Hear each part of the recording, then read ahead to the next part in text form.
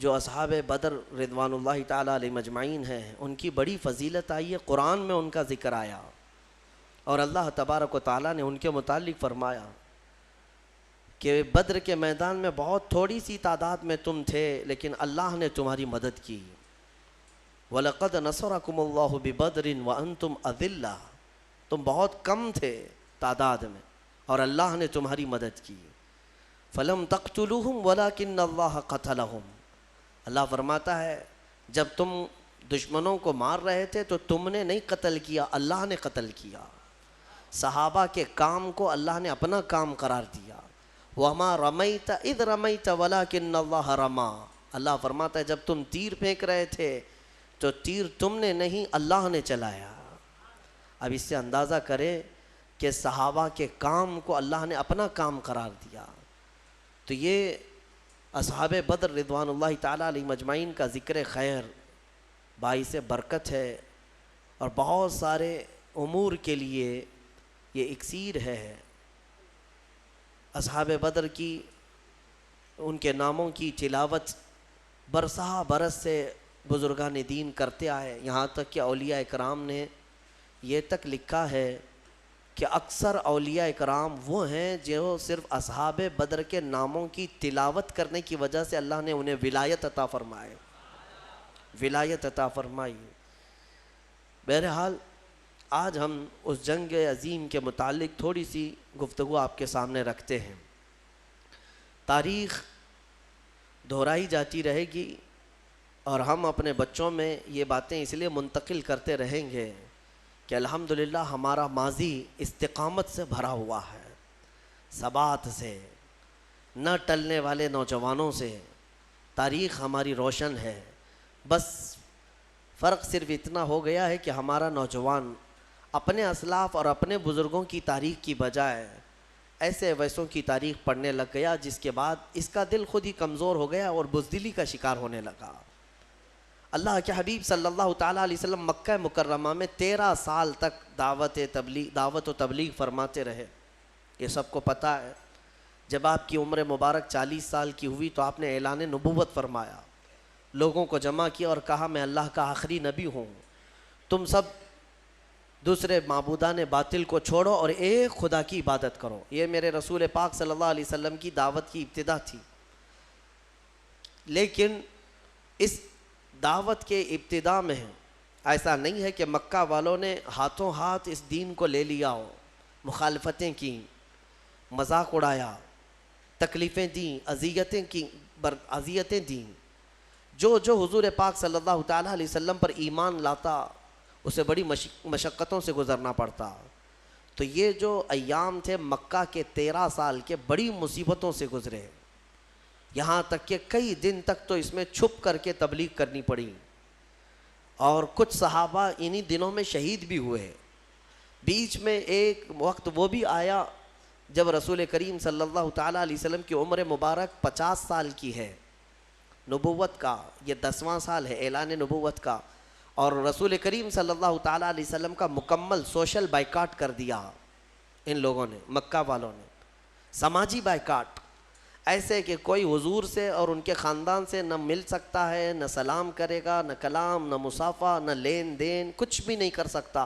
پورے خاندانوں نے مل کر کے حضور کا بائیکاٹ کیا، اور نبی اکرم صلی اللہ تعالیٰ علیہ وسلم شعب ابی طالب، ایک گھاٹی ہے، شعب کہتے ہیں ایک علاقے کو پہاڑیوں کے بیچ میں، نبی مکرم صلی اللہ تعالیٰ علیہ وسلم اپنے خاندان سمیت ان گھاٹیوں میں 2 سال کا عرصہ گزارے۔ ان 2 سالوں میں فاقے ایسے آئے کہ پتے کھا کر رہنے پڑے، درخت کے پتے، اور کبھی کبھار چمڑوں کو ابال کر کے کھانا پڑا۔ یہ جو 2 سال گزرے، اب میں آپ کو بتاتا ہوں، مکہ والوں نے خوب اذیتیں دی، مشقتیں، تکلیفیں، ساری چیزیں دی۔ اب میرے آقا صلی اللہ تعالیٰ علیہ وسلم کو حکم ہوا ہجرت کا، 13واں سال تھا نبوت کا، حضور پاک صلی اللہ علیہ وسلم مکہ سے ہجرت کر کے مدینہ تشریف لے گئے۔ توجہ چاہتا ہوں آپ کو، یہ جنگوں کے متعلق جو بہت سارے پروپیگنڈے پھیلائے رہتے ہیں کہ اسلام صرف جنگوں سے پھیلا ہے، ان کے ہاں جہاد ہی جہاد ہے۔ کیوں کیا ہے جنگ اور کیوں ہوئی ہے جنگیں؟ جہاد ہوئے کیوں ہیں؟ میں آپ کو بتاتا ہوں۔ حضور پاک صلی اللہ تعالیٰ علیہ وسلم مکہ چھوڑ کر کے گئے، 13 سال ان کی مصیبتیں برداشت بھی کیا، غلام صحابہ حضور کے مار بھی کھائے، پیٹے گئے، کئی شہید بھی ہوئے، اب وطن بھی چھوڑ دیا، اب بچا کیا؟ گھر چھوڑ دیا، وطن چھوڑ دیا، جائیداد چھوڑ دیا، خاندان چھوڑ دیا، اور جو حضور کے چاہنے والے صحابہ تھے انہوں نے بھی مکہ چھوڑ دیا، مدینے چلے گئے۔ اب مدینے کیوں گئے تھے؟ کہ سکون سے رہ سکیں۔ 450 کلومیٹر دور جا چکے میرے آقا صلی اللہ علیہ وسلم مکہ والوں سے، لیکن مکہ والوں کی شرارت تو دیکھیں، یہ جتنے کفار و مشرکین ہیں ان کو پیدائشی کیڑے ہوتے ہیں، ایمان والوں کو ستانا ان کے خمیر میں ہوتا ہے۔ یہ ایسا نہیں ہے کہ ان کو چھیڑو تو یہ ہمیں پریشان کرتے ہیں، بلکہ نہ چاہتے ہوئے بھی یہ چاہتے ہیں کہ ایمان والوں کو چھیڑ خانی کرتے رہیں، کسی طرح سے ان کو تکلیف دیتے رہیں۔ پہلے سے یہ چیز ان کی خمیر میں رہی ہے۔ مکہ کے مشرکین کے پاس اب بیس کیا تھا حضور سے لڑنے کا؟ کوئی چیز تھی؟ حضور تو وطن بھی چھوڑ دیے، اپنا گھر چھوڑ دیا، صحابہ بھی چلے گئے۔ اب مدینے جب میرے آقا صلی اللہ تعالیٰ علیہ وسلم گئے تو وہاں میرے آقا صلی اللہ تعالیٰ علیہ وسلم نے ایک نئی زندگی کی شروعات فرمائی، صحابہ کو لے کر ایک نئی سلطنت کا اسٹیبلشمنٹ ہوا۔ لیکن ایسے نہیں ہے کہ باضابطہ طور پر کوئی بادشاہت ہو، نہیں، بلکہ مسجد بنائی گئی، باضابطہ اسلام کا ایک تبلیغی دور کا نیا آغاز ہوا۔ اب ان ظالموں نے وہاں پر بھی سکون سے رہنے نہیں دیا۔ مکہ کے کفار کیا کرتے؟ ایک ایک جتھا بنا کر کے آتے تھے، ٹولے لے کر کے، اور جب صحابہ کرام مدینے کے کھجوروں کے باغیچے میں کام کر رہے ہوتے تو جا کر کے ان کو مار دیتے یا ان کے درخت جلا دیتے اور پھر بھاگ جاتے تھے مکہ۔ یہ شب خون مارنا اس کو کہتے ہیں۔ کہاں جا کر کے کر رہے تھے؟ مدینے جا کر کر رہے تھے۔ اب مجھے بتاؤ کیڑے کس کے پاس ہیں؟ بہت میں سوچ سمجھ کر کے بات کر رہا ہوں، توجہ چاہتا ہوں۔ ہمیشہ سے مشرکین کی فطرت یہ ہوتی ہے کہ ایمان والوں کو چین و سکون سے رہنے نہ دیا جائے، پھر سارا الزام ان کے اوپر ڈالا جائے بعد میں کہ مسلمان چھیڑتے ہیں، مومنین چھیڑتے ہیں۔ بلکہ ہر جگہ کی تاریخ میں آپ دیکھیں ابتدا چھیڑ خانی کی شیطان ہی کرتا ہے، اور شیطان کی یہ جماعت ہی کرتی ہے۔ صحابہ اکرام کو بار بار چھیڑنا۔ اب مجھے بتاؤ جو لوگ سب اپنا وطن چھوڑ کر آئے، گھر بار چھوڑ کر آئے، ایک نئے وطن میں رہ رہے ہیں، تب بھی تم انہیں سکون سے نہیں رہنا دینا چاہتے ہو۔ اب ان کے پاس آپشن کیا ہے؟ بتاؤ ان کے پاس آپشن کیا ہے؟ اب وہ صحابہ اپنے جان مال اور اپنے مدینے کی حفاظت کے لیے لڑیں گے نہیں تو کیا اب بھی پتھر کھاتے بیٹھے رہیں گے؟ صحابہ اکرام رضوان اللہ تعالیٰ علیہ مجمعین کو مدینے جانے کے بعد حکم ہوا وَأَنذِرْ عَشِيرَتَكَ الْأَقْرَبِينَ۔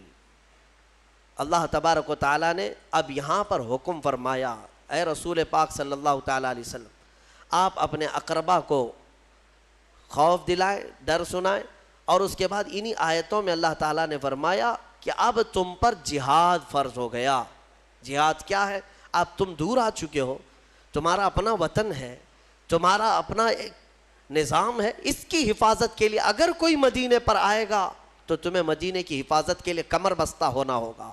رسول پاک صلی اللہ تعالیٰ علیہ وسلم کے ساتھ اب کوئی چھیڑ خانی کرتا ہے تو اب صحابہ پر فرض تھا کہ وہ اٹھیں اور حضور کی عزت کی پہرے داری کریں۔ یہ ہے جہاد، یہ ہے 13 سال جو میرے آقا نے مشقتیں برداشت کیں۔ کبھی جنگ کیا ان کے ساتھ؟ کبھی تلوار اٹھائی ان کے خلاف؟ نہیں اٹھائی۔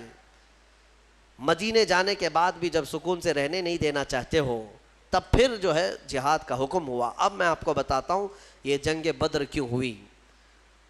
مکہ میں ان صحابہ کا سارا مال جو چھوٹ گیا تھا، جائیدادیں وہاں رہ گئی تھیں، یہ سب مال جائیداد لے کر ابو سفیان ملک شام بیچنے جا رہا تھا، قافلہ تجارت کا لے کر، اس میں مکہ والوں کا بھی مال تھا، صحابہ کا بھی تھا۔ نبی پاک صلی اللہ تعالیٰ علیہ وسلم کے پاس قاصد نے آ کر خبر دی کہ ابو سفیان ملک شام جا رہا ہے۔ ملک شام جانے کا جو راستہ تھا وہ مدینے کے قریب سے ہو کر گزرتا تھا۔ حضور پاک صلی اللہ تعالیٰ علیہ وسلم اپنے صحابہ سے فرماتے چلو اس کا راستہ روکو اور جس کا جو مال ہے وہ لے لو۔ جب صحابہ نکلے، جنگ کی غرض سے نہیں نکلے تھے، لیکن ابو سفیان کو یہ پہلے سے خبر ہو گئی کہ محمد صلی اللہ علیہ وسلم اپنے 300 سے زیادہ ساتھیوں کو لے کر بیچ راستے میں آئے ہیں. تو ابو سفیان نے کیا کیا, راستہ بدل کر دوسرے راستے سے ملک شام پہنچ گیا. تجارت بھی کیا, خوب نفع بھی کمایا, مال بیچ دیا. اب واپسی کا جب وقت تھا تو حضور پاک صلی اللہ علیہ وسلم پھر انتظار میں تھے کہ یہ واپس تو جائے گا, جب واپس جائے گا تب پھر ہم اس کو روکیں گے. ابو سفیان کو پتہ تھا, خبر تھی کہ رسول کریم صلی اللہ علیہ وسلم اپنے ساتھیوں کے ساتھ اب بھی کھڑے ہیں. تو اس نے مکہ والوں کو پیغام بھیج دیا کہ اے مکہ والوں, اپنا مال بچا لو, محمد اور ان کے ساتھی تمہارا پورا مال ختم کر دیں گے, یہ قافلہ ختم ہو جائے گا. تو مکہ میں کھلبلی مچ گئی کہ ہمارا مال تجارت سب محمد صلی اللہ تعالیٰ علیہ وسلم اور ان کے ساتھی سب لے لیں گے. یہ پوری افواہ پھیلی تو سارے مکہ والے جمع ہوئے. لیکن ہوا کیا, ابو سفیان بڑی چالاکی سے واپسی میں بھی ایک اور راستہ بدل کر کے مکہ کے قریب پہنچ گیا. صحیح سلامت قافلے کو لے کر کے بھی گیا, صحیح سلامت قافلے کو واپس لے کر بھی آیا. مکہ جب تجارت کا مال پہنچ گیا تو سب خوش ہو گئے کہ ہمارا مال نفع کے ساتھ واپس آیا ہے. لیکن بات ہو گئی, ختم ہو گئی.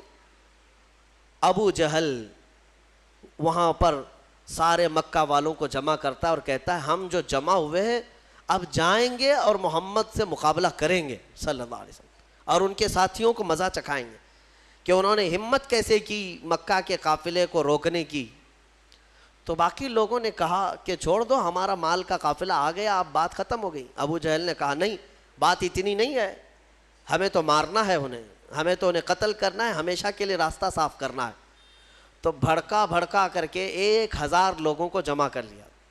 کچھ عقل مند لوگ تھے, انہوں نے کہا کہ ہم نہیں جائیں گے, لیکن ابو جہل نے انہیں آر دلایا, انہیں بہت زیادہ اکسایا, اور اس کے اکسانے کے بعد, آر دلانے کے بعد 1000 سے زیادہ لوگ جمع ہوئے, اور ان سب کو لے کر ہاتھی گھوڑے ہتھیار سامان کے ساتھ ابو جہل سرداری کرتے ہوئے مکہ سے نکل کر بیچ راستے میں پہنچا.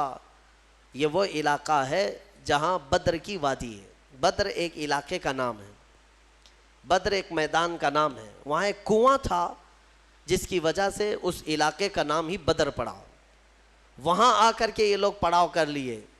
نبی پاک صلی اللہ تعالیٰ علیہ وسلم اپنے صحابہ سمیت بدر تک پہنچے ہوئے تھے. اب حضور اکرم صلی اللہ تعالیٰ علیہ وسلم بھی اسی علاقے میں, اور یہ کفار و مشرکین بھی اسی علاقے میں آ گئے. اب مقابلہ کرنے کی غرض سے وہ لوگ آئے. اللہ تبارک و تعالیٰ نے اپنے حبیب پاک صلی اللہ علیہ وسلم کو حکم فرمایا کہ اپنے صحابہ کو لو اور ان کے ساتھ جنگ کرو. اب جب مولا فرما دے جنگ کرنے کے لیے تو پھر پیچھے ہٹنے کا سوال ہی نہیں ہوتا, پھر کوئی وجہ ہی نہیں ہے. نبی پاک صلی اللہ تعالیٰ علیہ وسلم جب صحابہ کو لے کر آئے تھے تو سچویشن کیا تھی, حالات کیسے تھے؟ ایسے حالات تھے کہ پورے 313 صحابہ کے اندر مشکل سے چند تلواریں تھیں, 7-8 گھوڑے تھے, 1-2 سواریاں تھیں, بس باقی سب پاپیادہ پیدل تھے. اکثر کے پاس تلواریں نہیں, اکثر کے پاس جو تلواریں ہیں, کچھ کے پاس جو تلواریں ہیں وہ ایسی ہیں کہ سبزی بھی نہیں کاٹی جاتی, کند ہو چکی تھی, زنگ لگی ہوئی ہیں. تو بہرحال ان کی مفلسی کا زمانہ تھا, غربت تھی, اور کھانے پینے کے لیے ان کے پاس کچھ نہیں تھا. اب دیکھیں صحابہ اکرام حضور صلی اللہ تعالیٰ علیہ وسلم کے پاس جب تھے تو وہ علاقہ ریت کا تھا. حضور جس جگہ رکے تھے وہ پوری ریت کی زمین, اور ریت کی زمین پر چلنا مشکل ہو جاتا ہے, پاؤں اندر دھسنے لگتے ہیں. صحابہ کو ریتیلی زمین ملی, اور مشرکین جہاں پڑاؤ کیے وہ مٹی کی زمین تھی, مٹی ہے تو مٹی پر پاؤں جمتے ہیں, تو اس بات کی خوشی پہ وہ ناچ رہے تھے. کل جب جنگ ہوگی تو ان کے پاؤں اکھڑ جائیں گے, چل ہی نہیں پائیں گے میدان میں, اور مشرکین پورے میدان میں جمے رہیں گے مٹی کی. اب بہت ساری چیزیں انہی کی حمایت میں نظر آتی ہیں, حالات ایسے لگتے ہیں کہ ساری فتح ان کی ہوگی. وقت سے پہلے ایسا محسوس ہوتا ہے, جب طاغوتی طاقتیں سامنے آتی ہیں تو اکثر ایسا لگتا ہے کہ سارا اب ان کے ہی پاس ہے, ہمارا کیا ہونے والا ہے. اب میں آپ کو مقابلے کے اعتبار سے بتاؤں، ادھر 313 نہتے ہیں، ساز و سامان نہیں، سواریاں نہیں، بدلے میں مقابل میں 1000 سے زیادہ، سب کے سب ہتھیار سے لیس، ٹرینڈ پہلوان ان کے پاس، ہاتھی گھوڑے اونٹ سواریاں ان کے پاس، بلکہ ان کے کھانے کے لیے پورے پورے اونٹ ذبح ہو رہے تھے رات کو، اور جب کھانا ان کا پکتا تھا رات بھر طبلے بجاتے تھے، رقص کرتے تھے، ڈانس کرتے تھے، کیونکہ جیت کا اور فتح کا غرور ایسا تھا، سب کچھ تو ان کے پاس تھا۔ اب صحابہ جو دیکھ رہے تھے تو انسانی فطرت کا تقاضا ہے نا کہ سامنے بڑی طاقت کو دیکھ کر کے کیا محسوس کریں گے آپ؟ صحابہ کرام رضوان اللہ تعالیٰ علیہ مجمعین حضور صلی اللہ تعالیٰ علیہ وسلم کے پاس آئے، کہا یا رسول اللہ صلی اللہ علیہ وسلم کیا جنگ فرض ہو گئی؟ حضور نے فرمایا ہاں۔ اب نبی اکرم صلی اللہ تعالیٰ علیہ وسلم نے صحابہ کے چہرے کو دیکھا اور سب کو جمع کیا، رات کو ایک خطبہ دیا حضور نے۔ خطبے میں کیا فرماتے ہیں؟ یہ کل جنگ ہونے والی ہے، اس سے پہلے رات کو خطبہ دیتے، مغرب کے بعد یا عشاء کے قریب۔ حضور اکرم صلی اللہ علیہ وسلم نے خطبہ دینے کے بعد ارشاد فرمایا، اے میرے صحابہ میں تمہیں اختیار دیتا ہوں، یہاں تک تو تم میرے ساتھ آئے، اب حالات ایسے ہیں کہ دشمن بڑی تعداد میں ہے سامنے، ہتھیاروں سے لیس ہیں، تم میں سے اگر کوئی ابھی رات کو جانا چاہے واپس تو مدینے کے راستے واپس جا سکتا ہے، میں پوچھتا ہوں تمہارا کیا مشورہ ہے اس سلسلے میں؟ اب وہاں جو صحابہ تھے اس میں حضرت مقداد بن اسود ایک صحابی ہیں، کھڑے ہوتے ہیں، کہتے ہیں یا رسول اللہ صلی اللہ علیہ وسلم ہم بنی اسرائیل نہیں ہیں کہ جیسے موسیٰ علیہ السلام سے ان کی قوم نے کہا تھا اذهب انت وربک فقاتلا انا ہاہنا قاعدون، ایک قوم کے مقابلے میں جانا تھا، موسیٰ علیہ السلام اپنی قوم کو بلا رہے تھے تو ان کی قوم نے کیا کہا تھا؟ موسیٰ آپ اور آپ کا خدا جائیں، ہم یہاں سے بیٹھ کے دیکھیں گے جنگ کیسی ہوتی ہے۔ حضرت مقداد کہتے ہیں یا رسول اللہ ہم وہ بنی اسرائیل نہیں ہیں جو اپنے نبی سے کہیں کہ تم اور تمہارا خدا جا کر لڑیں، ہم امت محمدیاں ہیں، ہم آگے بڑھیں گے، اگر آپ کے پسینے کا قطرہ گرے گا ہمارا خون کا قطرہ گرے گا۔ نبی اکرم صلی اللہ تعالیٰ علیہ وسلم کے بعد صحابہ ایک کے بعد دیگرے کھڑے ہوتے رہے اور پھر کہنے لگے یا رسول اللہ ہمارے ماں باپ، ہمارے اولاد، ہمارے مال و متاع سب آپ پر قربان ہے، یہاں آنے کے بعد پیچھے ہٹنا یہ جوانوں کی شان نہیں ہے۔ صحابہ کے اندر وہ جوش تھا، وہ جذبہ تھا، نہ صحابہ نے کبھی ہتھیاروں کی طرف دیکھا، نہ تلواروں کا دیکھا، نہ ساز و سامان دیکھا، بلکہ صرف دیکھا محمد ہمارے ساتھ ہیں، رسول پاک صلی اللہ علیہ وسلم ہمارے ساتھ۔ اب سنو اللہ کے نبی صلی اللہ تعالیٰ علیہ وسلم نے تسلی کے لیے کیا فرمایا؟ چند صحابہ کو لیا، میدان میں آئے، میدان میں آنے کے بعد معائنہ کیا اور فرمایا چند صحابہ ادھر کھڑے رہیں گے، کچھ ادھر رہیں گے۔ جنگ کی ترتیب میرے آقا بنا رہے تھے، لیکن اسی وقت حضور کے ہاتھ میں ایک لکڑی تھی، آپ نے ایک دائرہ کھینچا اور صحابہ سے کہا کل دیکھنا اس میں ابو جہل گر کے مرے گا، اور ایک لکیر سے دائرہ کھینچا اور کہا یہاں عتبہ مرے گا، اور ایک کھینچا کہا یہاں شیبہ مرے گا، جو بڑے بڑے ان کے پہلوان تھے ان کے نام لے کر لکیر کھینچ دیا حضور نے۔ اب صحابہ کرام جانتے تھے یہ لکیر عام لکیر نہیں ہے، دنیا اور زمین و زمان ٹل سکتے ہیں مگر یہ لکیر بال برابر بھی فرق نہیں کر سکتی۔ حضور پاک صلی اللہ تعالیٰ علیہ وسلم کا یہ فرمان صحابہ کے حوصلے اتنے بلند کر دیا، انہیں پتا تھا اب کل جنگ میں جو بھی ہوگا لیکن اتنا تو طے ہے کہ ابو جہل مرے گا، اتنا تو طے ہے، کیوں؟ غیب داں رسول نے ایک رات پہلے ہی بتا دیا ہے، اور وہ بھی لکیر کھینچ کر بتایا۔ اب یہ ایک چیز تھی، صحابہ کا حوصلہ بڑھا ہے۔ جب واپس آئے رات کو، کافی رات ہو چکی تھی، حضور سجدے میں گر گئے اور دعا کرنے لگے۔ دعا میں جو مناجات اپنے رب سے کر رہے تھے وہ الفاظ کیا تھے؟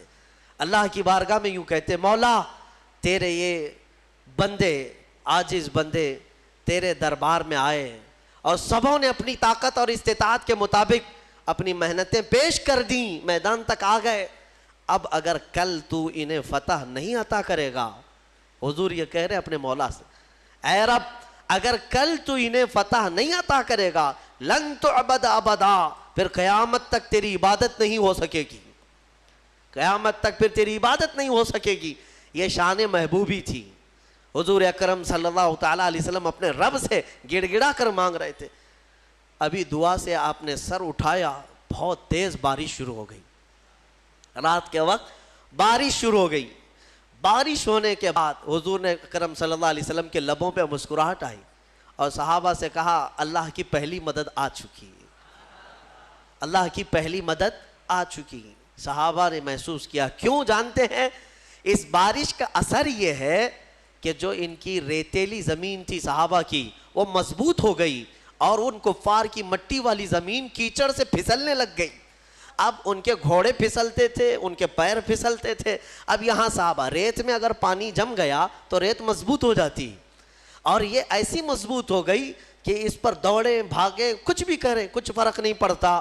اور ادھر کیچڑ اتنا تھا کہ وہ پیر رکھیں تو پھسل کر گر جائیں. تو حضور اکرم صلی اللہ علیہ وسلم نے فرمایا رات کے وقت اللہ کی پہلی مدد آ گئی. دوسرا دن آیا, یہ 17واں رمضان المبارک ہے. رسول کریم صلی اللہ تعالیٰ علیہ وسلم نے صبح کے وقت صحابہ کی صفوں کو ترتیب دینا شروع فرمایا. اس میں 313 صحابہ کرام تھے. وہ بڑے خوش نصیب صحابہ ہیں, اور بلکہ وہ بڑے عظیم المرتبت صحابہ ہیں جو رسول کریم صلی اللہ تعالیٰ علیہ وسلم کے ساتھ سب سے پہلی جنگ میں آئے اور اسلام کا پرچم لہرانا تھا. یہ وہ تاریخ ہے جہاں سے شوکت اسلام دوبالا ہو گئی. آج سے اسلام کی عزت میں جو روشنی آئی ہے یہ ایک الگ تاریخ ہے, ایک الگ تاریخ. اس لیے 17 رمضان المبارک یہ عام تاریخ نہیں ہے. ہاں, یہ تاریخ اسلام کی شان و شوکت کو بلند کرنے والی تاریخ ہے. صبح صفیں ترتیب دی گئیں. جب صفیں لگیں تو میرے عزیزو, حضور پاک صلی اللہ تعالیٰ علیہ وسلم سامنے کھڑے ہیں. ان صفوں میں صحابہ میں بچے بھی آئے ہیں, جوان بھی آئے ہیں, بوڑھے بھی آئے ہیں. حالانکہ بچوں پر جہاد فرض نہیں ہے, لیکن کچھ صحابہ جو ضد کر کے حضور پاک صلی اللہ تعالیٰ علیہ وسلم کے ساتھ جہاد میں شریک ہوئے تھے, حضرت معاذ اور معوذ رضی اللہ تعالیٰ عنہما, جن کی عمر 13 اور 15 سال کے بیچ کی تھی, یہ بھی صفوں میں کھڑے ہو گئے حضور پاک کے سامنے. حضور نے انہیں اجازت دی, ان کے شوق کی وجہ سے, ان کے رونے کی وجہ سے. اب جنگ جب شروع ہوئی تو سب سے پہلے حضرت ہوتا کیا تھا, مقابلے میں ایک ادھر سے آتا ایک ادھر سے آتا, یا 2 ادھر سے آئیں تو 2 ادھر سے, 3 ادھر سے آئیں تو 3 ادھر سے. شروعات تو کفار مکہ نے اس طرف سے بڑے ان کے جو پہلوان تھے ان کو بھیجا.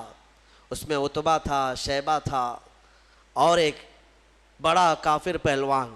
تو حضور پاک صلی اللہ تعالیٰ علیہ وسلم نے اپنی جماعت میں سب سے پہلے جنہیں اتارا وہ مولا کائنات حیدر کرار تھے. علی مرتضیٰ کو سب سے پہلے میدان میں اتارا. ان کے بعد دوسرے نمبر پر امیر حمزہ رضی اللہ تعالیٰ, تیسرے پر حضرت ابو عبیدہ بن جراح.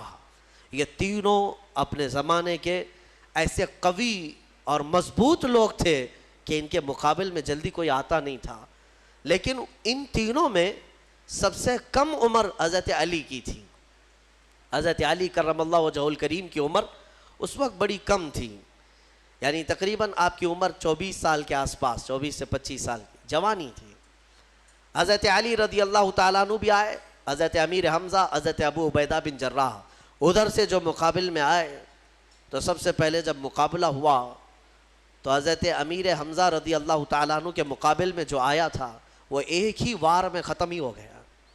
اور حضرت علی کے مقابل میں جو پہلوان آیا اس نے لڑنے سے انکار کیا, کہا کہ میں بچوں سے نہیں لڑوں گا, میرے مقابل کا کوئی بڑا آدمی بھیجا جائے. کیونکہ حضرت علی کی عمر چھوٹی تھی, اس نے کہا کہ میں چھوٹی عمر والوں سے, بچوں سے نہیں لڑوں گا. حضرت علی رضی اللہ تعالیٰ عنہ نے اس وقت فرمایا محمد صلی اللہ تعالیٰ علیہ وسلم کے غلاموں کے بچوں سے پہلے نپٹ لے, بڑوں کو بعد میں بھیجا جائے گا. اور وہ کیا نپٹتے ہیں, کیا مولا کائنات حیدر کرار کبھی وہ ان کے سامنے کوئی مقابل میں آ سکا؟ یہاں تک کہ خیبر کے جنگ کے موقع پر فرمایا گیا حضرت علی کے سامنے جب مرحب ایسا پہلوان آیا تھا جو 1000 آدمیوں سے تنہا لڑتا تھا, وہ حضرت علی کے سامنے آیا تھا. وہ بھی لوہے کی ٹوپی, اس کی سب سے مشہور ٹوپی تھی لوہے کی, پہن کے رہتا لوہے کا زرہ, اور حضرت علی اس کے مقابل میں آئے. اس وقت حضرت علی کی حالت تو یہ تھی کہ آنکھیں لال ہو گئی تھیں، آشوب چشم کی بیماری تھی اور بخار تھا، بخار بھی ہے اور آنکھیں لال تھیں وہ خیبر کے موقع پر. تب حضرت علی نے مرحب کے ساتھ جو مقابلہ کیا وہ ذوالفقار حیدری، جو تلوار ہے آپ کی، اٹھا کر جو مرحب کے سر پر مارا تھا تو وہ لوہے کی ٹوپی تک 2 ٹکڑوں میں تبدیل ہو چکی تھی. وہ وار کیا تھا؟ حضرت علی رضی اللہ تعالیٰ عنہ کے وار سے کوئی بچ پائے گا؟ یہاں بدر کے میدان میں بھی جو آیا وہ تھوڑی ہی دیر میں مقابلہ کرتے کرتے حضرت علی کے ایک وار میں اس کی گردن ہوا میں اڑی اور نیچے آئی. یہ وہ منظر تھا جب پیچھے جو صحابہ تھے انہوں نے دیکھا تو بلند آواز سے نعرہ تکبیر بلند کیا تھا اور پورا میدان گونج اٹھا تکبیر کی آواز سے. اسی کو تو اقبال نے کہا تھا کفر دم توڑ دے گا ٹوٹی ہوئی شمشیر کے ساتھ، کفر دم توڑ دے گا ٹوٹی ہوئی شمشیر کے ساتھ، گر تم نکل آ جاؤ ایک بار نعرہ تکبیر کے ساتھ. وہ تکبیر کی آواز وہی تھی جو صحابہ، ان کی تلواریں کیا تھی. اس کے بعد مقابلہ شروع ہوا. شروع میں ایک کے بعد دیگرے ہوتے تھے، پھر گھمسان کی لڑائیاں، یعنی صفوں کی صفیں آپس میں مل جاتی. اب یہ مقابلہ اس قدر سخت ہو گیا کہ دوپہر کے وقت اللہ تبارک و تعالیٰ نے 3000 فرشتوں کو اتارا. قرآن میں اذ تقول للمؤمنین الن یکفیکم ان یمدکم ربکم بثلاثۃ آلاف من الملائکۃ منزلین. حضور صلی اللہ علیہ وسلم دیکھ رہے تھے کتنے فرشتے آئے اور صحابہ سے کہہ رہے تھے اب ڈرو مت، لڑو.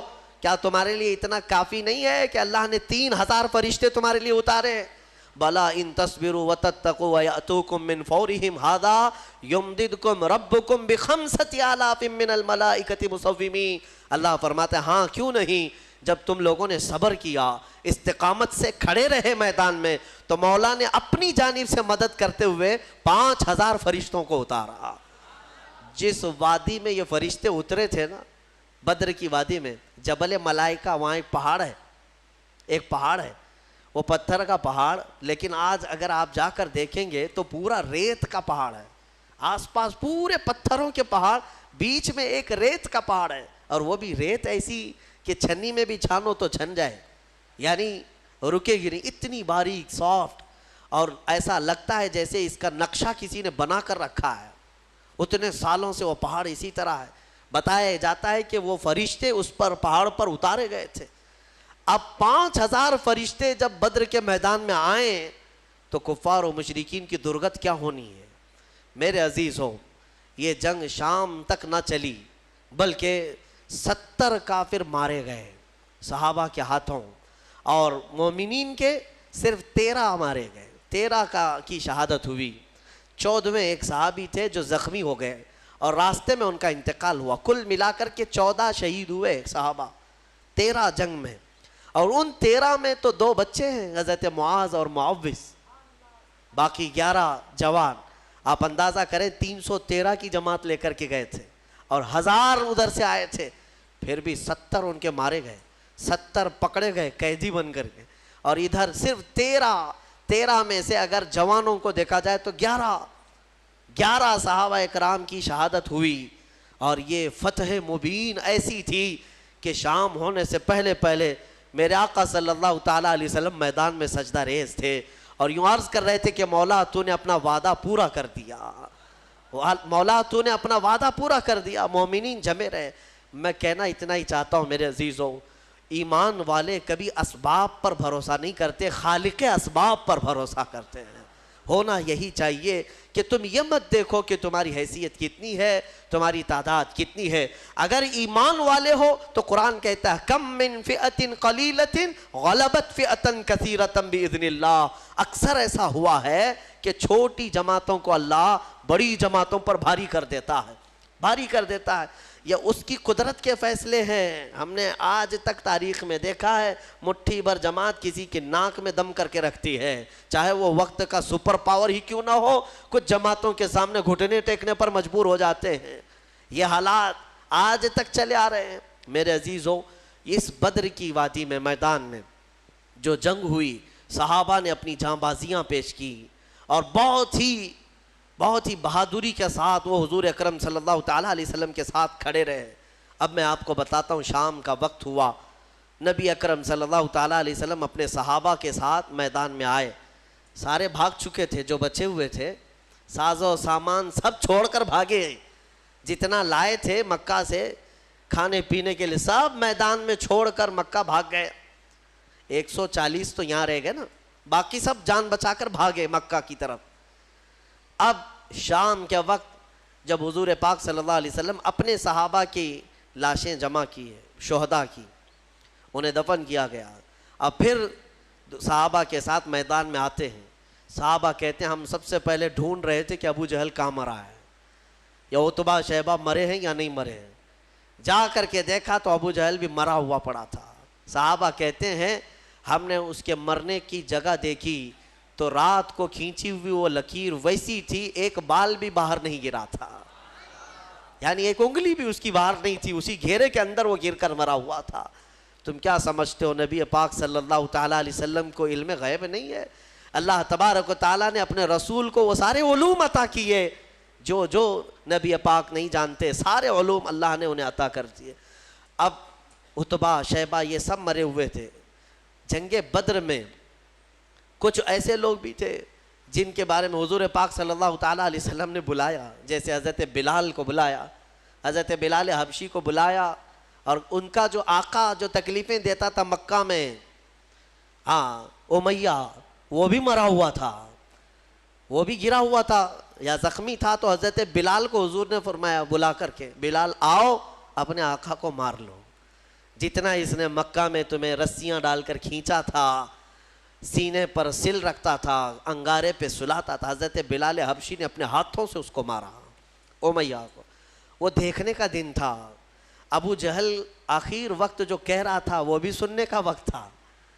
ہوا یہ کہ یہ دو چھوٹے بچے حضرت معاذ اور معوذ, یہ دو چھوٹے تھے. حضرت عبد الرحمن بن عوف یہ کہتے ہیں میں جنگ بدر میں گزر رہا تھا کہ یہ دونوں بچے آئے میرے پاس, کہنے لگے چچا جان ابو جہل کس کا نام ہے؟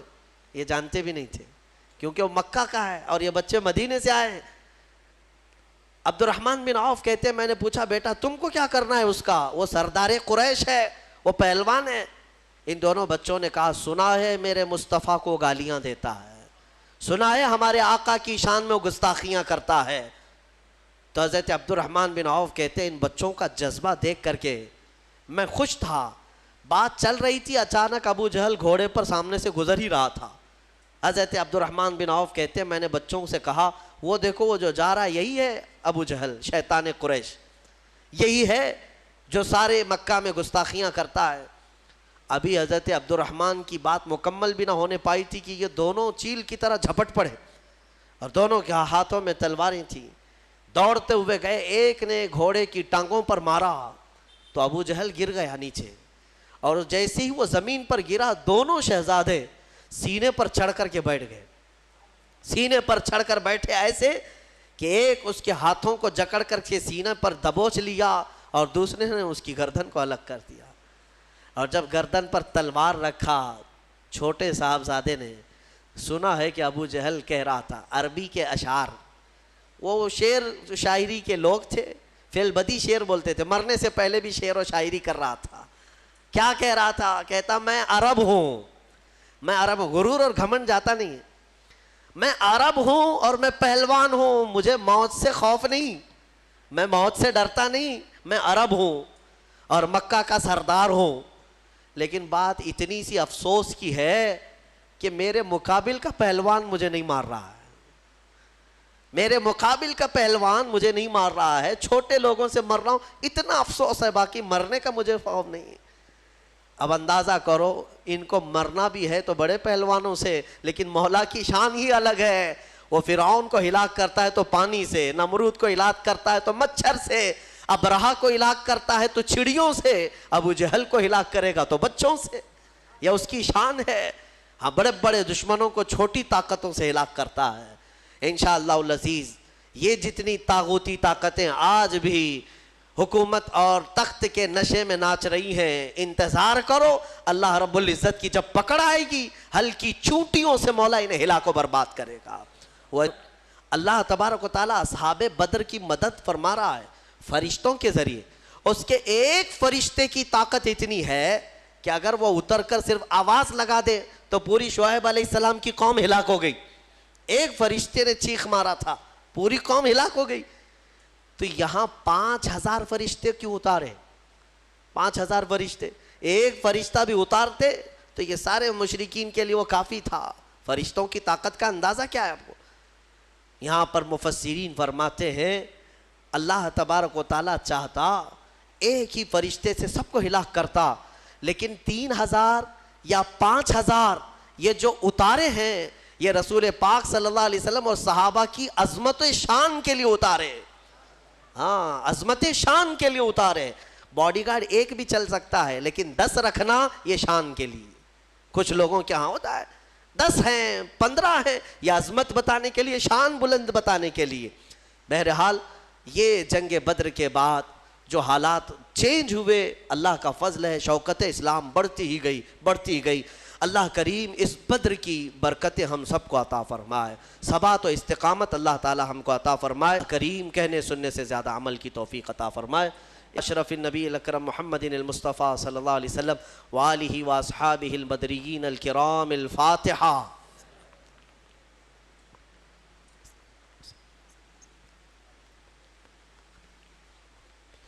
الہ العالمین ستار العیوب غفار الذنوب، جو کچھ پڑھا اس کو اپنی بارگاہ میں قبول فرما، اس کا ثواب اپنے حبیب پاک صلی اللہ علیہ وسلم کی بارگاہ میں نظر قبول فرما. مصطفیٰ کریم صلی اللہ علیہ وسلم کے صدقے و توسل تمام انبیاء، صحابہ، اولیاء، مومنین، مومنات کی روحوں کو نظر کیا قبول فرما. خصوصاً بالخصوص شہدائے بدر، اصحاب بدر رضوان اللہ تعالیٰ علیہ مجمعین کی بارگاہ میں نظر قبول فرما. اے رب قدیر، اصحاب بدر کے صدقے ہم پر آئی ہوئی تمام مصیبتوں کو دور فرما دے، ایمان والوں کو عزت و وقار عطا فرما. بدری صحابہ کی استقامت کے جھلکیاں ہمیں زندگی میں عطا فرما. اصحاب بدر کی صدقے میں مولا ایمان والوں کو قوت حیدری عطا فرما. اے اللہ ان کے پاؤں میں استقلال اور ثبات عطا فرما، ہم سب کو بزدلی سے محفوظ فرما. ان اللہ و ملائکتہ یصلون علی النبی یا ایھا الذین آمنوا صلوا علیہ وسلموا تسلیما. اللہم صلی علی سیدنا محمد وآلہ واصحابہ وبارک وسلم. وصلی اللہ تعالی علی خیر خلق محمد وآلہ واصحابہ اجمعین برحمتک یا ارحم الراحمین.